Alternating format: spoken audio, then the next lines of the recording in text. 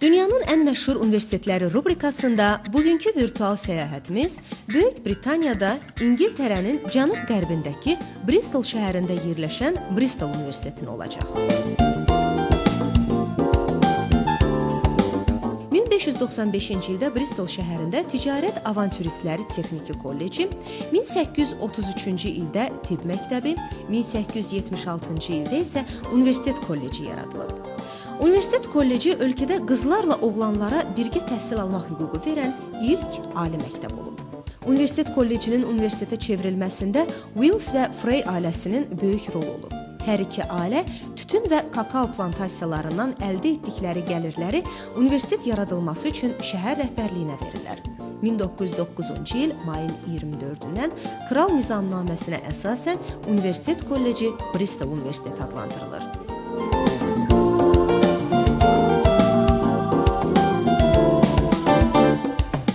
Bristol Universitetində təhsil haqqı dünyanın digər universitetlərində olduğu kimi fakültə və proqramdan asılı olaraq fərqlənir. Əcnəbi tələbələrin təhsil haqqı 11.900, 14.950, 27.600 funt sterling arasında dəyişir. Bristol Universitetinin nəzdində 6 fakültəyə bölünmüş 34 departament fəaliyyət göstərir.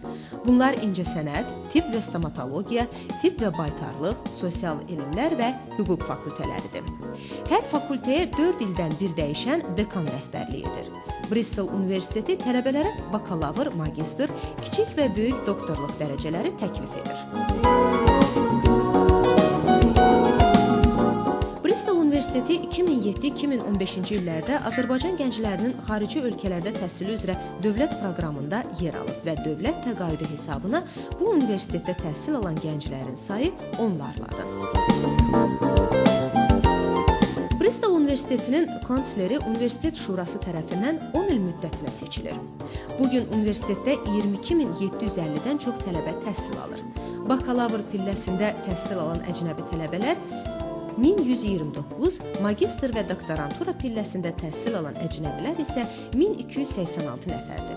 Həmin gənclərdən biri də həm yerlimiz Bəhruz Babayevdir. Universitet seçməkdə əsas məqsədim ondan ibarət idi ki, çünki universitet tədqiqat universiteti idi, dünyada 33-cü yerdə gedir, dünya universitetləri siyasətində, ona görə qərar aldım ki, Bristolu seçəm. Mən oraya deməli Britaniya Xarici İşlər Nazirliyinin 2000 təqaüdü proqramı ilə getdim və universitet çox gözəl bir universitet idi, böyük bir universitet idi, 10.000-dən artıq xarici tələbəsi var idi. Mən enerji təhlükəsizliyi ilə bağlı tədqiqat apardım, çox böyük bir universitet idi, inkişaf strategiyalarını öyrəndim və çoxlu xarici tələbə var idi. Ümumiyyətlə, Azərbaycanlı tələbə orada 20-yə qədər Azərbaycanlı tələbə təhsil alırdı və Azərbaycanlı tələbələr ümumiyyətlə xaricdə özlərini çox güclü göstərirlər, çox yaxşı təhsil alırlar, ümumiyyətlə vaxtlarının çox hissəsini təhsilə xərcləyirlər. Və biz də, ümumiyyətlə, biz Azərbaycanlı tələbələr xaricdə nümunəvi tələbələr olur. Sonra qayıtdıqdan sonra özəl sektorda çalışırdım və gəlib İqtisad Universitetində gedən inkişaf proseslərini görüb, gəlib İqtisadi Universitetdə Güneydə işləməyə başladım. Biz orada Azərbaycanın tanınması ilə bağlı bir çox işlər görürdük. Azərbaycan cəmiyyəti, Bristol Azərbaycan cəmiyyəti təsis etmişdik tələbələrlə və Azərbaycanın tanınması ilə bağlı çoxlu gecələr təşkil edirdik.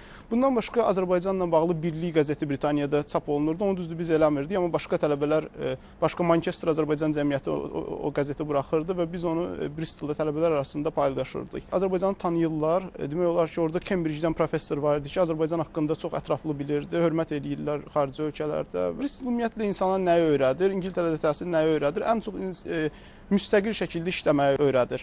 Çünki bizdə elə düşünürlər ki, insan əgər xaricdə təhsil alırsa və yaxud ümumiyyətlə yaxşı təhsil alırsa, onun çoxlu şey bilməlidir. Amma Bristolda biraz fərqli yanaşma var təhsilə.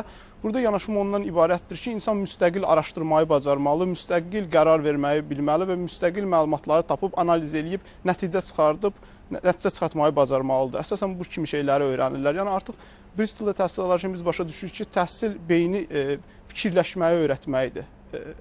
Daha çox hər şeyi yadda saxlamaq yox, analiz etmək qabiliyyəti bizə öyrədir. Onlar da gələndən sonra sözsüz müstəqil qərar vermə, məlumatı tapma, tədqiqat bacarıqlarını inkişaf elətdirdim və artıq işimdə bunları tətbiq eləyirəm.